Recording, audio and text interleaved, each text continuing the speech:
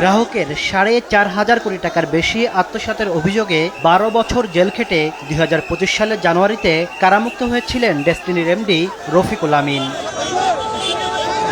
তার বিরুদ্ধে ডেস্টিনি ২০০০ লিমিটেডের নামে বৃক্ষরোপণ ও মাল্টিলেভেল মার্কেটিংয়ে প্রায় ১৭ লাখ বিনিয়োগকারীর অর্থ আত্মসাৎ সহ ৩টি মামলা করেছিল দুদক। ডেস্টিনি ২০০০ লিমিটেড এবং ট্রি প্ল্যান্টেশন বলেন, তারপরে তার নন সাবমিশনের মামলা হয়েছিল এবং সে মামলায় চার্জশিট দিয়েছিল এবং মামলাগুলো বিজ্ঞ আদালতে হাইকোর্টেও চলমান রয়েছে।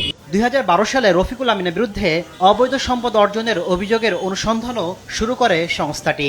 সম্পদ বিবরণী দাখিল না করায় তার বিরুদ্ধে মামলা করেছিল দুদক। এবার সেই অবৈধ সম্পদের খোঁজে আবারও মাঠে নেমেছেন অনুসন্ধানকারী কর্মকর্তা। একই সঙ্গে ডেস্টিনির ২ পরিচালক গুফরানুল হক ও তৈয়বুরকে তলব করা হয়েছে। প্রতি সপ্তাহে সর্বোচ্চ বার বিকাশ পেমেন্টে ৫০ জন হবেন পেমেন্ট চ্যাম্পিয়ন। জিতে নিন টিভি সহ আকর্ষণীয় সব প্রাইজ। জেলে ছিলেন, সেই জন্য ওনার সাথে যোগাযোগের একটা বিষয় ছিল। সেই জন্য অনুসন্ধান পর্যায়ে মূলত কমিশন সিদ্ধান্ত নিয়েছিল যে ওইগুলোর একটা পর্যায়ে যাওয়ার পরে জ্ঞাত বহির্ভূত সম্পদ অর্জনের অনুসন্ধান চালানোর জন্য।